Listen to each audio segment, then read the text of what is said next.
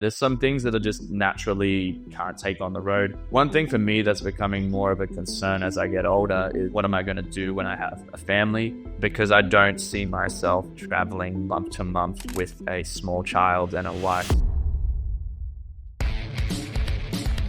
Welcome to the Bucket List Life Podcast with Trav Bell, the world's #1 bucket list expert. Bucket List Life's mission is to help you get off the treadmill, stop Groundhog Days, hack your habits, and live a regret-free life. Because we know life's way too short not to live your bucket list life. So please welcome your host, Trav Bell, the Bucket List Guy.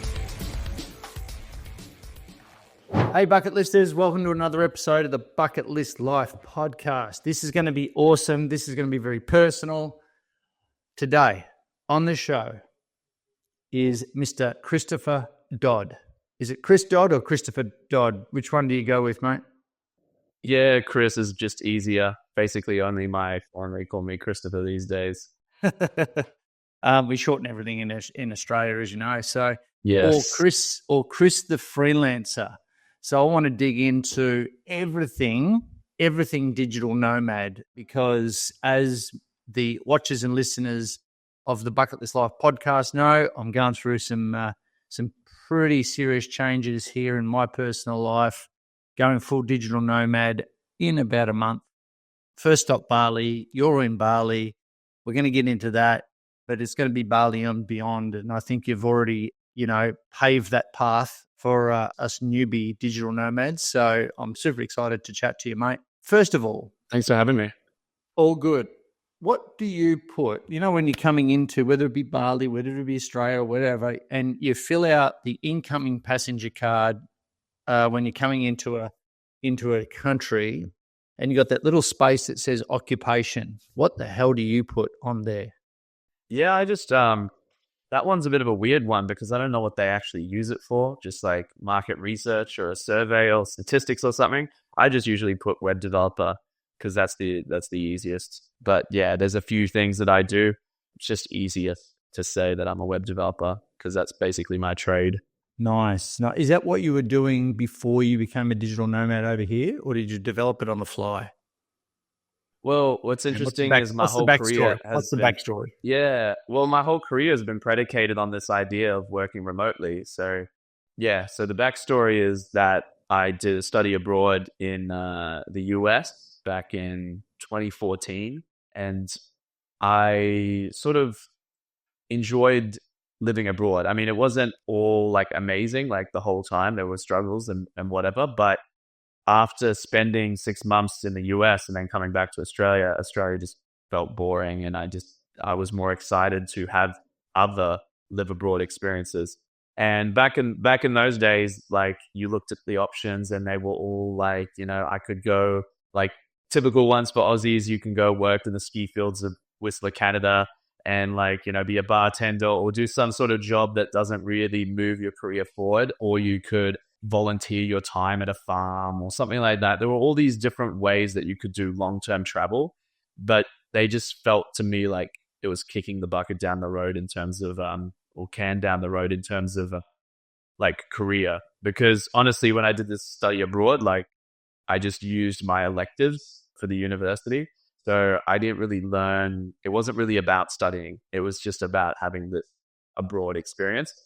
And so like coming back, I was like, okay, I need to focus on my career, which I didn't even know what that was at that point. My degree I was studying was accounting, but I wanted to live abroad. That was like the thing that I was excited by.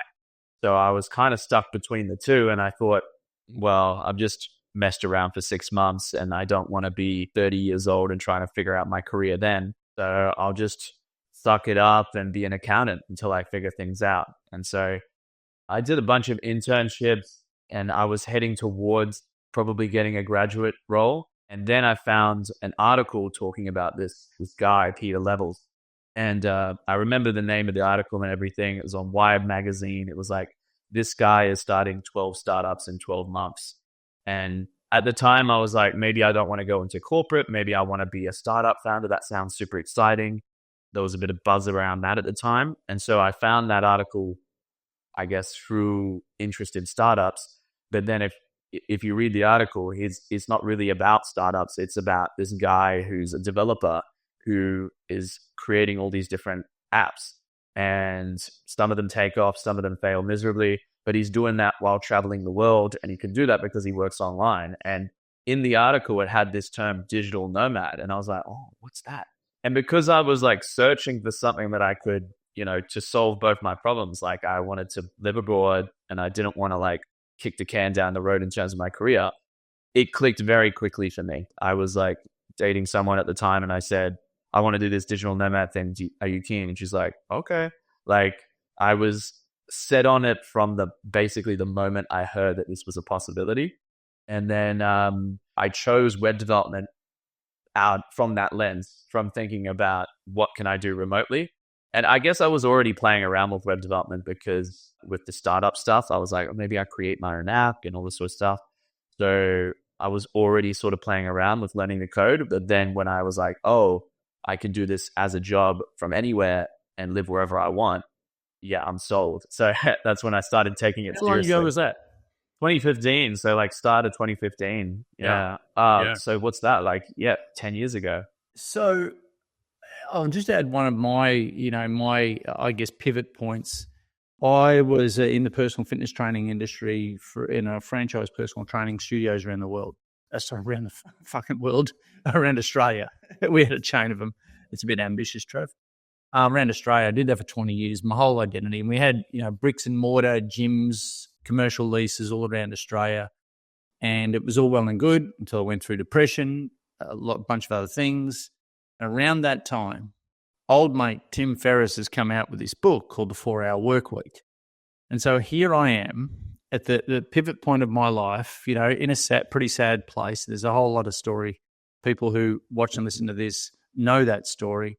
Here I am with the burden of bricks and mortar leases and gyms and 300 odd personal trainers and CEO and, HQ team, et cetera, legals, blah, blah, blah. And here's Tim Ferriss running everything from fucking hammock in Thailand. And I'm like, that's cool. Or that I don't think it was even coined yet, the words digital nomad, right? It's sort of from that book, it became a real thing with people working online more and more. So and I just became fascinated, and this is, again, 20 years ago. What is your definition of a digital nomad? Because that's really the theme of today. And why I wanted to bring you on, mate, because I know you've been out there literally living it, and it might be someone's nightmare, but it might be someone's absolute dream. And if we want to live our bucket list more, which is the whole premise of this Bucket List Life podcast and everything I stand for, helping people live their bucket list before it's too late. The pivot from bricks and mortar, or pivot from maybe a job, or going more remote and, finding even 1 day or 2 days, more flexible and, per week and maybe shifting stuff online. I don't know. But maybe this can be, I guess, a bit of an ideas factory for people to get thinking about what they want for themselves in the future. So we're going to throw a whole bunch of ideas around and people in this space are maybe new to it. They might have heard this stuff before, but I just want you to keep an open mind to what Chris is saying, because really COVID shifted digital nomadness, if that's even a thing, that world. It just shifted it, I think, 5 years ahead, right? What is a digital nomad by your definition? Well, so the digital part is quite easy. It's like you work online. And then the nomad part, if you're looking technically at what a nomad is, somebody has to keep moving to be a digital nomad. But that's where the definition gets a little vague, because, if somebody spends 6 months in Bali, are they a nomad? If they spend 2 years in Thailand, are they a nomad still? I think that it's more of like a mindset of, am I committing to this place? Am I just living here? Or do I have the freedom to go like that? Because the thing with Bali is, you can get the visa for a year, you can get all the stuff, you can get set up, you can get your accommodation. But if I decide I don't want to live here anymore, it's like that, I can just leave, and it's very easy to pick up and leave. Whereas most people, I think, living in Australia or in other countries, they can't just pick up and leave. They got, a lease, they've got commitments. It's not something that there's not an environment they can just leave from straight away. So I think the nomad part, or putting the two together, is like you are able to leave wherever you are and go somewhere else and continue what you're doing because you work online, basically. That's kind of how I would define it. At the drop of a hat, more so than trying to undo a heap of stuff, which is what I'm basically doing right now. Yeah. When does a nomad become not a nomad or an overseas worker? So I guess that is a definition, right? Yeah, so that's the question. I mean, back in 2016, when I spent a lot of time in Thailand, I made some friends there that I guess we would all consider ourselves digital nomads, but now they've been living there for so long. I had one of my friends, Felipe, on the channel, and he says, I don't consider myself a digital nomad anymore because I've been in Thailand basically this whole time. And I think the visa he's on is like lasts 5 or more years. He doesn't have interest in traveling. He lives in Thailand, and then like less than 3 months of the year, he might be traveling. And then another friend in that friend group has a child now with his wife, and they live in Thailand and raise the child. So I wouldn't consider, and I think they wouldn't consider themselves digital nomads anymore. And that's where the definition gets a little hazy, because like on that extreme where like you're clearly committed to a place, you're probably not a digital nomad anymore. But then like if you are definitely bouncing around like week to week or month to month, then you could definitely be considered a nomad, right? So let me go into the visa situation. So you've got a digital nomad visa. Is that correct? I think that's the buzzword term for it, to be honest, because nowhere when I was getting this visa, it said digital nomad anywhere. So I think it's more of a buzzword or like a nice label. But basically, I'm on the E33G, which came out, I think, about a year ago, and it's specifically for remote workers. Okay. So something that's interesting that maybe you want to talk about in this interview is that, back in the day, like I guess because it was a new thing, there were no visas for digital nomads or appropriate for remote workers. I mean, it was a new thing. And a lot of the attitude back then was like, oh, digital nomads are a bad thing. Illegal workers, you can't do that. It's on a tourist visa. You're such, like that was the criticism, right? And it was like, there was this argument that it was like bad for the country where we're traveling to. But now it's funny that since it's evolved, now they're issuing actual visas for this. So you can be 100% legal and do it. Like they're actually issuing visas, welcoming you to do that remote work in their country. And so I think it's kind of clear now that it's a net positive for the countries, not negative like some people want to make it out to be. Is that visa recognized it's recognized obviously in Bali? Where else is it recognized? Is it recognized in a bunch of countries? Or do you have to go individually? Each country has its own visas, right? So yeah, it's just an Indonesia thing. Yeah. And like I was there just before Christmas, as I just said offline, and I did a bit of a recon mission, and Canggu is like a total hub. We called it a bubble, and it is, and it's just built. Like I was just blown away. I've never been there before. I've surfed the islands. I've surfed up at Ulus and different places, and I've never been to Canggu before, and this place is literally built for digital nomads. You go to a cafe and you don't know whether it's a cafe or a gym or a paddleball, paddleball insane. Tournament area or a bloody looks like Telstra with all their everyone with their laptops out, just working. Looks crazy, like a call center in some of these places, and everyone's just working online. It was so favorable. And I'm trying to explain it to people after I come back and go, you don't understand, like this joint is built for it. And is that, because I know you've traveled a lot is there a Canggu-like vibe in other places that you've traveled to and worked? Or is it quite unique? Yes, I would say there's definitely a Canggu type vibe in many other places. I'd say there's nowhere that's comparable to Canggu now in the world. Just on the balance of all the things that it is at this point in time. But definitely there are locations where you can go. Thailand's a huge hub. So there's certain areas within Thailand where, you'll go to a cafe and you'll see everyone on their laptop, and every cafe has Wi-Fi.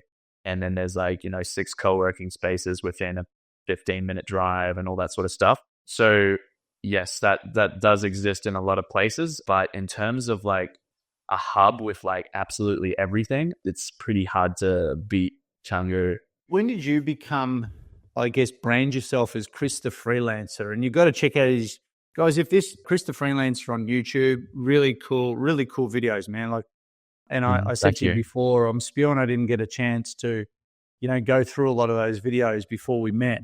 But I will be, personally looking at some of the knowledge that you're dropping there. You've branded yourself as Chris the Freelancer. Has that been favorable, being Chris the Freelancer? It's an interesting question. It's something that I came up with in 2015, and I liked it because I felt like it had a ring to it, basically. And then my plan was to freelance, and I liked the word free in it. I just had this image of me like just traveling around the world with my laptop and being like totally free and just conquering the world, basically. Or like, I don't know, it just resonated with me. But the bad thing about it is like I've had some people like in business, some people are like, oh, you don't want to be a freelancer, or you're branding yourself as a freelancer, like that's like pigeonholing you, all of this stuff. But what's funny is like there are other like travel blogs and stuff where it's kind of like, maybe an example I think was like the something banker or something. And it's like the dude is not a banker anymore, but the channel is still about finance or like money, right? So like, I don't think the name has to totally be accurate in terms of like, am I actively freelancing? But right now I am. And it's funny, like I've been pretty much consistently freelancing since the start of the brand and the start of my Nomad travels. So yeah, it works. And yeah, I think it's memorable too. Easy for English speakers to say, for sure. But I have some people that from other countries that are like the freelancer, like they get a bit confused with that part. Yeah, like were you on a current affair or the news here a few months ago, or a couple of months ago, or a month ago, or something? That's where I saw you. Yeah, 7 News Melbourne reached out to me, and I was like, oh wow, like they want to talk to me. And yeah, there was a little bit of a feature on 7 News. My first time having that kind of feature on the news in like mainstream media, I guess you could say. Yeah, no, it was good. And about to go to, I think, over to Bali there, and I saw that, and yeah, that really resonated with me. And I've been following and subscribed to, I'm now a subscriber of yours too. Yeah, I think you're mates with Jose, or how do you say his name? The Nomad? Oh yeah, so I used to call him Juice because I thought that's how you like. If you read it in English, it sounds like you would read it as Juice. But then he's just like, no, man, my name is, and I'm probably not even getting it right now, but it's like Yorse, like because he's Finnish. Uh-huh. And then he's like, just keep calling me Juice, bro. It's fine. And I'm like, no, I have to get your name right now. And I say Yorse. But Juice the Nomad, Joose, another great channel. And mate, because I know you guys hang out. I think I've seen you both on clips together and stuff. Like, tell him to get back to me on Instagram, for God's sake, because I want him. I want to jump on here. But you get the subs, mate. You get the subs. What do most digital nomads actually do to make money to keep them on the road? And I'll preface that with, when I was over there talking to a few people that I know who also live there, and other people who work online and stuff, no one really gives a shit as long as you're putting money in the bank and you're living, and it's more about life rather than status. And what do most people do that you've come across? Yeah, so it's super broad. I mean, if we go back and sort of the history of nomadism, digital nomadism, you mentioned Tim Ferriss. That's sort of the Bible for digital nomads in a way. And back in those days, you really had to be an entrepreneur. You had to be running some sort of online business because you could call all the shots. You could set up the systems and stuff, because regular businesses didn't have the systems, and there was no concept of being a remote work like employee or whatever. These days, it's so varied. I mean, that we still have obviously tons of entrepreneurs. Now we've got people that have that work full time that are employed, but they're able to do it from anywhere. And then you've got freelancers as well. I generally can see like four main categories forming, like in these sort of digital nomad jobs, and those would be number one, the category that I fall into, which is like any sort of coding or tech work, so web development, software engineering, any stuff like that. That's like super remote by like default, like natively. Then another category would be like any sort of digital design, graphic design, web design, UX design. So there's a lot of designers. The third, and this is probably the most common that I meet with people around here, at least, is some sort of marketing, digital marketing, and that can be performance marketing, SEO, general digital marketing advice, anything within the world of digital marketing. They're a social media manager social for a media, brand yeah. or something like that. Yeah. Yeah, exactly. Yep. And then fourth would be, I guess, with the least common of the four, would be some sort of job where you're doing meetings all the time. So this would either be like coaching, consulting, or remote sales. So I'd say maybe like more than half of everyone you meet is going to fall into one of those four categories. But there's literally no limits to what, like anything you can make a living from online, you can, obviously make a living from online. So like, I'll give you one example. I know a guy who does online casino affiliate marketing. He's the only guy I know that does that. So there's really you can do so many. I've got a friend who does faceless YouTube. So like creates YouTube channels that, he's not the face of the channel. He creates faceless YouTube channels? Yeah. So that's a thing as well. Like you don't have to, like my channel is a very, like it's me. I'm the one presenting the video, but there's a lot of like YouTube channels where you don't know who made it, who's making the videos. So that's like a niche within online business. You got traders, people like trading stocks or crypto. Yeah. I mean, the list goes on, it's so many different ways to make money online these days. It is crazy. And what do you think would be, I guess, the average? I mean, have a guess, but it's probably not discussed. But what would be the average income of someone making money online? 50 grand a year, 100 grand a year, 200 grand a year, or it's so varied? I ask myself that a lot because, as you mentioned, society doesn't really stratify here. So like, because everything is cheap in comparison to Australia, the UK, the US, Germany, like a lot of these countries where these digital nomads come from, you could be making $2,000 USD a month, or you could be making 200 grand USD a month, and you're probably going to be living a similar lifestyle, because the value for money here is still worse than it was, but it's still insane, especially with the rising cost of living in Australia, So it's really hard to know unless somebody tells you how much they're making. And then you'll end up meeting people in this community that are like, oh yeah, I'm doing like millions a year. And you're like, oh, like we go to the same restaurants, we met at the same co-working space, he goes to the same gym as me. You just can't tell from someone's lifestyle here how much they're making, because you don't really need a lot of income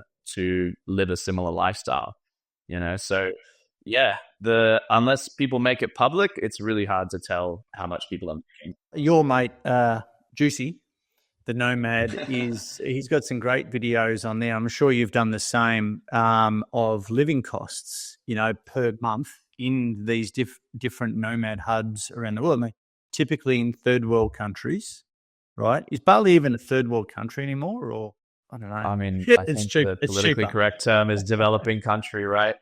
I mean, you go on the streets and it's third world. You go into the co-working space like this, it's not. It's first world. So you go into it's the a gyms, weird it's definitely dichotomy not third here. world. Yeah. Oh, the gyms are insane here. They are. They are. So you have traveled to other digital nomad hubs, if you can call them those.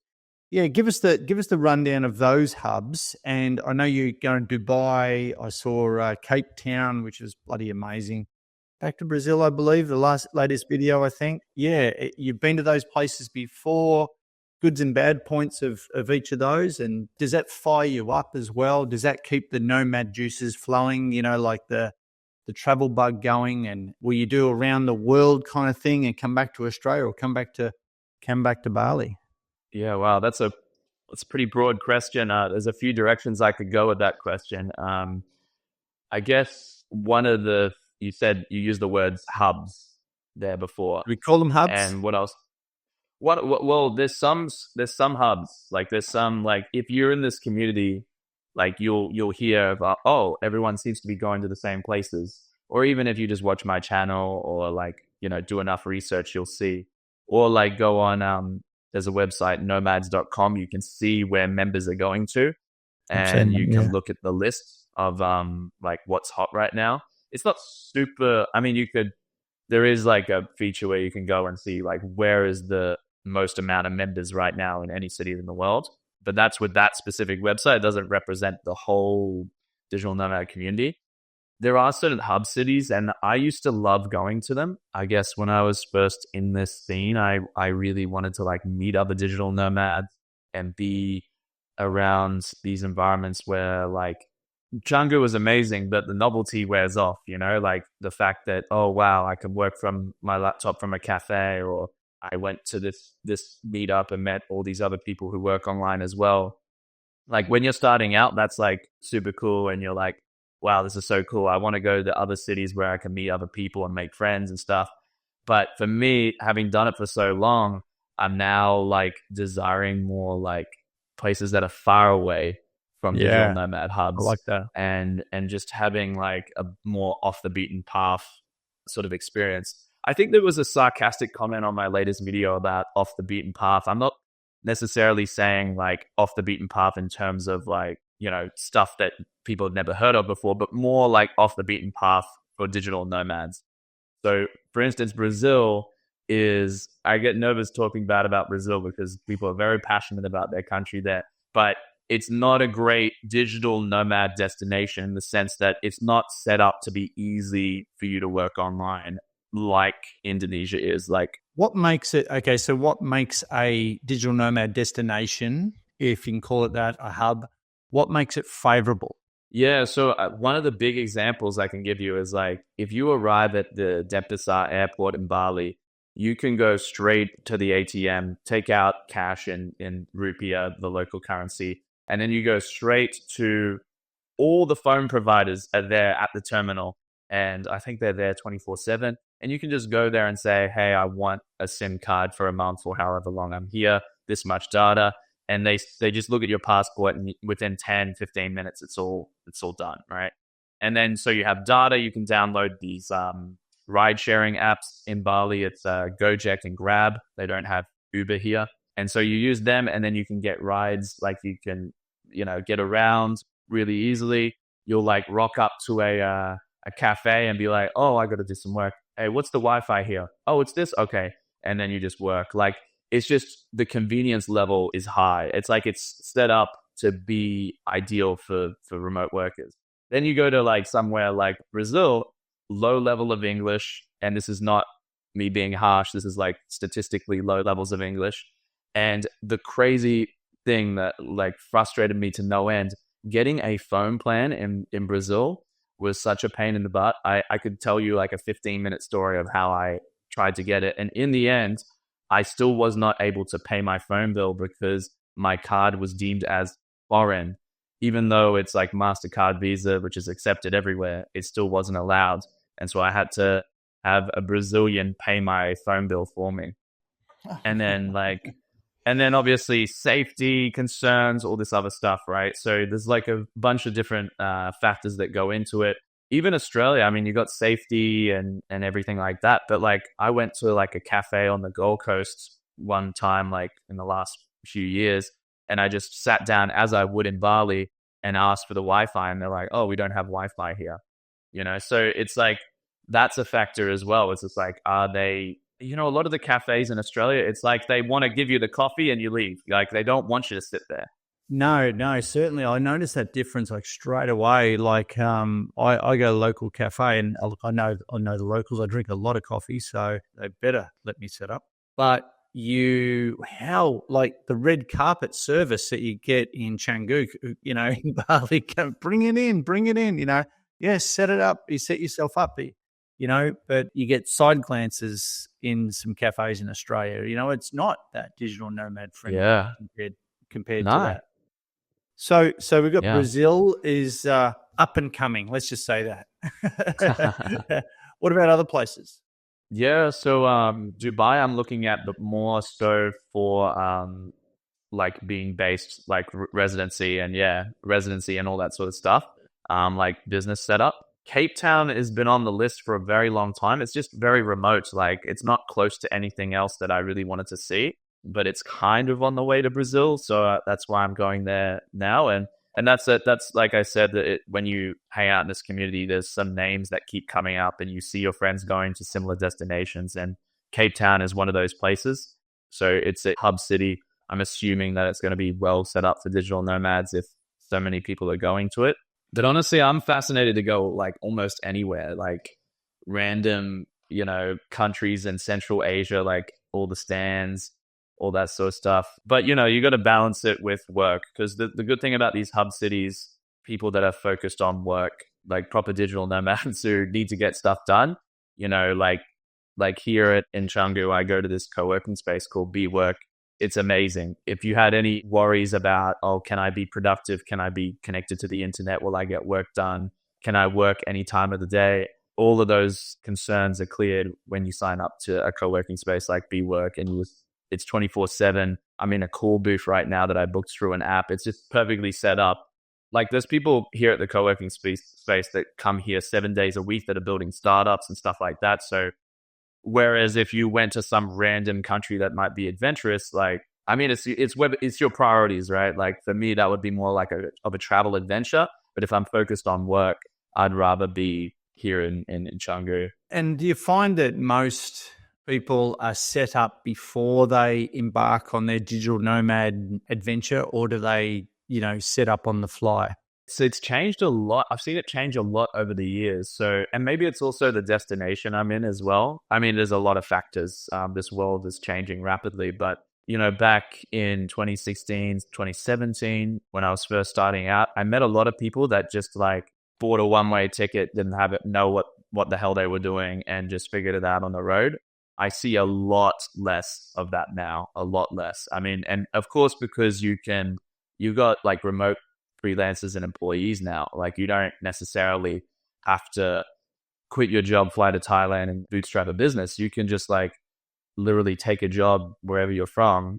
I mean, it depends on where you're from. Maybe these remote jobs don't exist where you are, but let's just say you're from Brisbane like I am. You can find a job in Brisbane that allows you to work remotely, and then just like, okay, I got my remote job, adios, and then head over to Bali and then just work your remote job there. So a lot of people do have it figured out ahead of time now, and I don't really see people. Maybe the funny thing is with Canggu, I don't know if you know this, but a lot of people just talk crap. So you get here and they might be like, yeah, I do these 5 different things. I'm a health coach and I'm a this and I'm a that. And obviously there's legit versions of all of those things, but you're just like, okay, I don't get what you do. And then they might just be not making any money, and they should have just said, look, I'm trying to figure it out. Yeah, people disguise it here. I'm in the middle of my ikigai and I'm trying to figure it out. And, I haven't worked out. I know you did that yourself, mate. And yeah, you're trying to work out what's in the middle, what's your calling.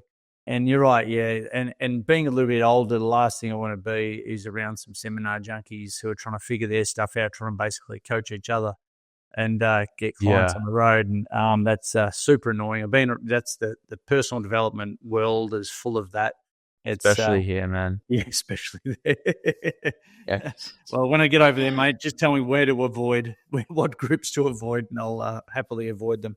So do you get a one-way ticket into these countries, or do you have to have an exit ticket? It all depends on the country. I mean, there's I don't know if you know, there's like a service where you can rent an onward ticket to get around some of these visa requirements. I have arrived in a country before and they were like about to take the flight and they said, oh, you need onward travel. And then I just go quickly buy the cheapest flight out of that country within my visa period and all of that. But yeah, or if you want to take the risk, you could just show them a fake, ticket out. It's a little bit of bullshit, to be honest, because Like you could have, $1 million in your bank account and could easily fly yourself out. You just don't want to book your flight yet. Yeah, but they're just assuming that, if he doesn't have his flight out, he could just like stick around and, leech off of us. So that's, I guess, the reason why they make sure that you have an onward ticket is so that they can make sure that you're not going to stick around and overstay your visa. Yeah, right. And so for those of us named Travis who are looking, for those of us, I've forgotten about everyone else, guys. This is just personal now. It's just Chris and I having a chat. Now, hopefully there's some good information here, guys, because, again, going back to doing life, there's so many people who who are in my tribe, over the years of me being the bucket list guy for the last 15 years, who are doing life differently. And, again, hopefully this sparks, some thought, that we've only got one life. And if you're on the treadmill of life, and, my famous quote, people are dying at 40 and being buried at 80. If you're on the treadmill and you want something different for yourself, maybe there's some ideas that are getting thrown around here that would spark your interest. Maybe there's a conversation that needs to be had at work. Maybe there's some skills that need upgrading so you can do this thing online. Doesn't mean, the old 9 to 5, 40 hours a week or 40 plan, 40 hours a week, for 4 years of your life to live on 40% of what you earned on your peak. That's what a lot of people buy into. And if you want to shake that up, maybe some of these ideas are valid for you. Mate, pros and cons of being digital nomad. Yeah, so you said before that it can be hell for some people. I don't think hell's a strong word, but it's definitely not for everyone. I mean, for me, I'm super biased because the cons aren't that strong and the pros are so strong. So not even thinking necessarily about the cons, but I mean, it's a bit different now because I'm set up in Bali, so I'm going to continue to rent my place as I travel the world. But the main thing I can think of is just feeling unsettled, having all your life in your 2 suitcases, dealing with baggage, like they go, oh, you got too much baggage, or somebody loses your bag and, that's got all your stuff in it.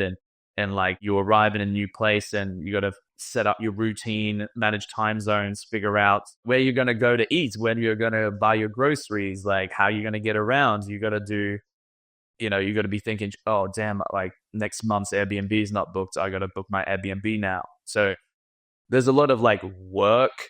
It's not like professional work, but work that goes into like, traveling. Like there's certain things that just can't be done on the road, that can't be done remotely. If you always want to, I don't know what a good example is because I don't have any of this, but like, I don't know, there's a vehicle that you like to drive, like you love driving your supercar back, or like, I don't know, like Mercedes or something in Australia, and you just love driving your car. Well, you can't take your car everywhere on the road, or you just have your room set up with a perfect ergonomics. Maybe you do gaming on your computer. You can't take that with you everywhere you go. Yeah, there's some things that are just naturally, like, you just naturally can't take on the road. One thing for me that's becoming more of a concern as I get older is what am I going to do when I have a family? Because I don't see myself like traveling month to month with a small child and a wife. How old are you? Like, ask how old are you? I turn 33 next month. Wow, there you go. Yeah, we're at the different different phases of life, mate. I'm 51. Got oh wow, family. Okay. Yeah, I'm at the other end. You're looking pretty youthful for 50 and to fit in the 50s. Yeah. So Yeah. so any more pros and cons? I've got another question for you. Yeah, sorry, I didn't even get into the pros yet, but No, good, I mean, the pros for me is like the sense of freedom and adventure, being places that are like just way more enjoyable for me than just being in Australia, meeting people from around the world, like growing your network. There's certain countries in the world that are better for dating, meeting like partners. There's just every country's got different pros and cons, right? And you get to like, as a digital nomad, as a global citizen, you just like get to choose whatever you want at any time of your life or that year. And then one mindset that I have that, I mean, some people would probably disagree with, is that I'm not attached to Australia. So if my country, Australia, does something that I don't want, I look at that as pros and cons of all the countries in the world. And I go, oh, well, Australia is doing this. I don't like it. Well, I'll use my, passport and I'll leave, whereas a lot of people want to stay and complain. Maybe there's some work to be done to fix the issue, but a lot of us don't have control over that. So you can go to countries where you prefer their political situation, or you prefer how you're treated, or you can go someplace that has Wi-Fi at the cafes, it's each country has its pros and cons. And I guess overall for like digital nomad lifestyle in general, it's the big pro is, I guess, freedom to choose. For sure. I absolutely love that, mate. When one ventures to a new country, doesn't really know the landscape of where to stay, are you doing like 1 to 3 month Airbnbs, or are you going straight to local markets? Or, people have got me onto Facebook sites and, but I've heard goods and bads about that too. Yeah. See, the thing is, it's just like, how much work do you want to do? Like I used to talk about, I use short answer is Airbnb, but people used to ask me, oh, you're paying 20% extra on Airbnb. I'm like, bro, I search, I book, and I have it, and I get there and it's done. You really want to spend, every day for an hour a day looking at Facebook groups, trying to find ones that line up with your exact travel dates, just so you can save a bit of money. And then, they pull out on you last minute, it's, actually the only place that I could do, I basically didn't do Airbnb is back in the day. I don't think you can do this now, but back in the day, 2016 in Chiang Mai, you could literally just rock up, go to a condo building and say oh, I'm looking to stay here for a month. It would be minimum a month. And then they'd be yeah, they show you a room and then you just rent the thing for a month. I used to do that back in Chiang Mai, Thailand, but every time I went back, it got a bit harder. So I went back and I, there was a 3-month minimum, and I was like, oh, okay. And then I went back, and then now I think, they need you to rent for a year. And those that don't know too, Airbnb, is known for, week stays, weekend stays and that sort of thing, but you can rent these things for a month, up to 3 months. Yeah. Yeah. So actually when I moved to Melbourne, I was trying to figure it out because basically it was so hard to find a room in Melbourne. And so I was I want to book something that just continues to roll over. So I was okay, I'll just book an Airbnb for a month. Actually, I think I booked it for multiple months. And then there's a cancellation you can cancel, but you have to pay the next 30 days or something. And without going into a long story, it didn't really work out because I was under the impression that you cancel with a month's notice and then you don't have to pay the rest you just stay the extra month and then you leave, right? But from Airbnb's perspective, you cancel and you're out straight away. I think that's how it works. So there was a little bit of a confusion. My host messaged me and oh, what's going on here and blah, blah, blah, blah. Luckily we sorted it out. But yeah, Airbnb is not necessarily good for a rolling sort of thing. But you know what? There's not a lot of, I haven't found anything like that while traveling. Mate, one of the last questions I've got for you, so I know you got to go, is we've got a lot of business people, entrepreneurs that are involved in my world. They're knocking on the door. Your time's up.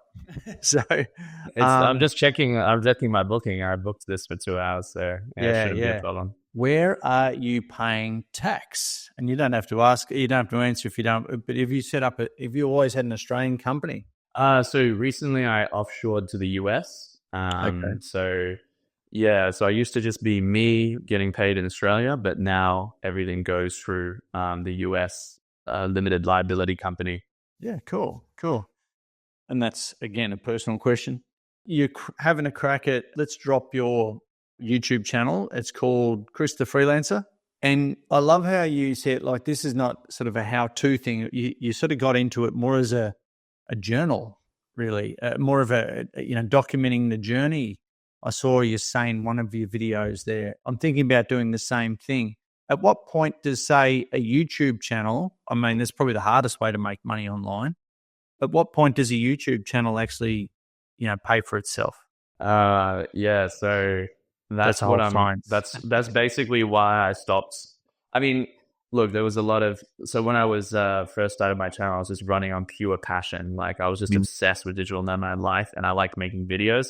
So I just started my channel. And then when I got like traction on my channel, I was actually surprised. I was like, oh, people are like actually watching this. But like, and because for a while I was like, I didn't even know why I was making the videos, because I was putting a lot of passion and energy into it, which I felt like I probably should have been spending on something else that made money. And, while my passion faded, I think if I was earning good money from it, I would have just continued to do it, like as you do with any job. But because I wasn't earning good money from it and my passion sort of faded, I sort of kind of quit YouTube, but not really. Like I'd be posting just less and less frequently. And recently I've just been inspired by, some friends of mine that are making full-time living on YouTube. And I worked on a product all of last year to that I think is a good fit for the audience as well. So I can promote that through the main YouTube channel. I do have a spin-off channel that's about that topic specifically, but I think it also would appeal to people that interested in sort of the digital nomad lifestyle, because it's the primary way I make money online.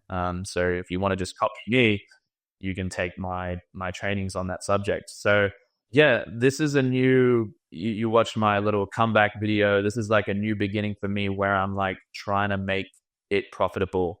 And it's not because I necessarily want to quit developing or I want to, get rich quick or anything like that. It's just that I find myself putting my heart and soul into the videos. And if there's no money that's coming back, I just end up feeling guilty, and it's not really sustainable. It's just gonna, like, imagine if I spent all my time on something that doesn't make money, it just, I go broke. So I'm trying to balance like what's my passion and what like makes money, guaranteed money in the short term. And so yeah, I at least want the passion to be generating some income so that I don't feel bad about putting time and effort into it, and I can keep pushing through when, maybe the motivation or passion's not there, or it's a destination that I'm not particularly excited about, but I know that will benefit the audience to learn about. And so, yeah, in order to be consistent on YouTube, I'm going to try and make sure I monetize. Yeah, I love that. And do you do the editing yourself? And do you have a quota of like one video a week, or you sort of set yourself up, set yourself a kind of little job description there? Well, in the very beginning, I was aiming for one video a week, and I was holding to that for quite a while, until one week I remember I was with my girlfriend at the time, and I said, "Oh, I don't have an idea for a video this week." And she's like, "Well, it's your channel, and nobody's telling you have to make a video this week." I was like, "Shit! Like I haven't missed a weekly upload in a long time. Okay, let me just try it." And then it went down to like monthly, and then it went down to like once every 6 months. What I'm aiming for in 2025 and moving forward is at least once per month, because I don't make, how do I say it? I try to like make a pretty quality video, and I can't do all the other things in my life and make super high quality videos and post like super frequently. Obviously, there's a quality versus quantity exchange, So yeah, I'm sort of aiming and committing to one video a month moving forward. And you did all the editing yourself? You've got pretty handy with that? Yeah. I see. The thing is, it's kind of like I consider it sort of my craft. There's certain people I met that don't like editing, and then they don't want to handle it. It's just a pain in the ass for them. But for me, how it works is I have a vision for the video, and the editing is just part of that vision. So in this vision I have, I can already see the video like in its finished product. And then so it's like, okay, well, I just make the plan for the video based on that. I generate the shot list based on that vision. And then the editing is when it actually takes form of this vision that I had in my head. So for me to detach from that and give that to someone else is like a completely different sort of paradigm for me. And I'm not against it, but it's right now, for me, it's just creating the thing that's in my head. I think you're a long way from an accountant, mate, these days. And people get surprised when they hear that.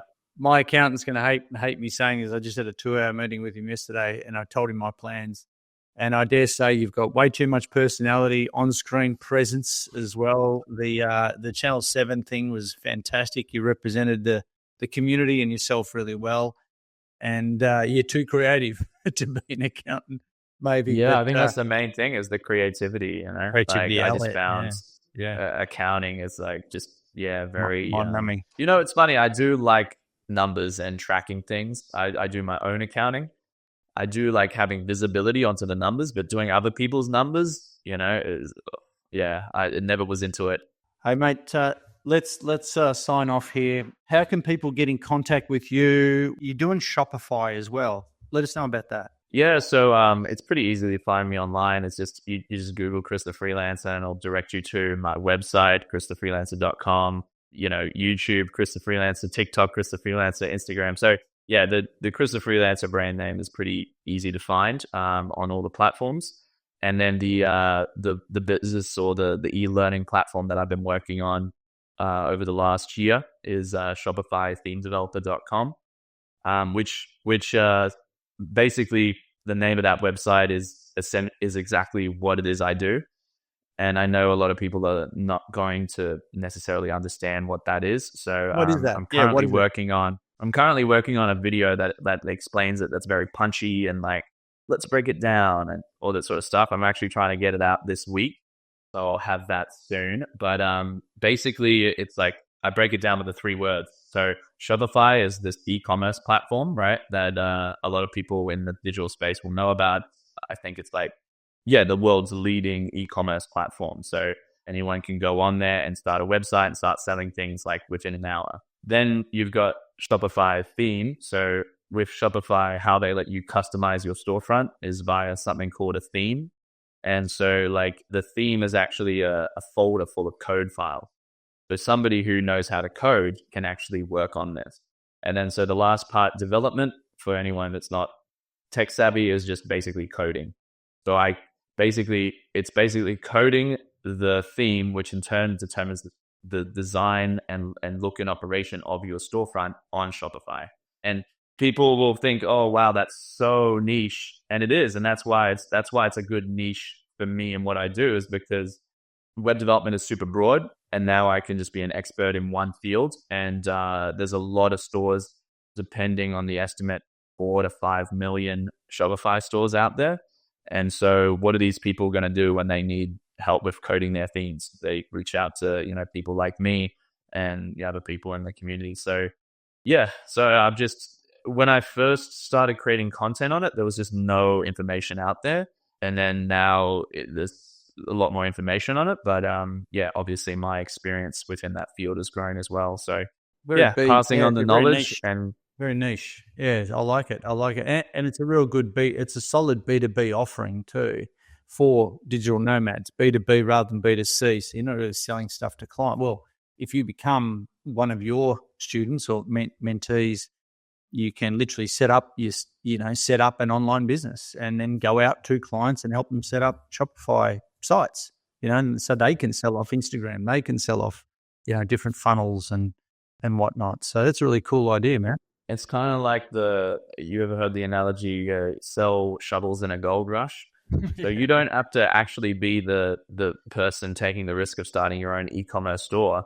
If there's plenty of people making money from e-commerce, that might inspire you to create your own e-commerce site. But it also inspires me to go, oh, wow, there's all these people that are making money who will have money to invest in their store. So, you can look at it in that way as well. But yeah, I'm not ruling out starting my own store either. And I want to do some other stuff in the Shopify ecosystem in the future. But this year, at least, I'm focused on bringing back my content on Chris the Freelancer, because that's kind of what I'm most aligned with, and I feel like what I do best. But we'll see. Looking to maybe expand and do some other stuff. But another thing you got to make sure in the digital nomad sort of world when you're doing this is you got to be aware of the shiny object syndrome. I knew you were going to say that. I knew you were going to say that. Yeah. So I was so victim to this in the beginning. I was like a web developer, then I switched to something else. And then when I just stopped doing that and just was like, okay, I'm just a web developer. When I hear this person's making $1 million doing this, I'm just going to be like, okay, cool. Put that in the back pocket. Think about that later. Stay in my lane and build a career in what I've already decided to do. That's when I started to actually build a career and like make solid money from it. So Yeah, so that's a tip I'd give to everyone That's too. probably the best tip of the whole thing. When to say no, when to say yes.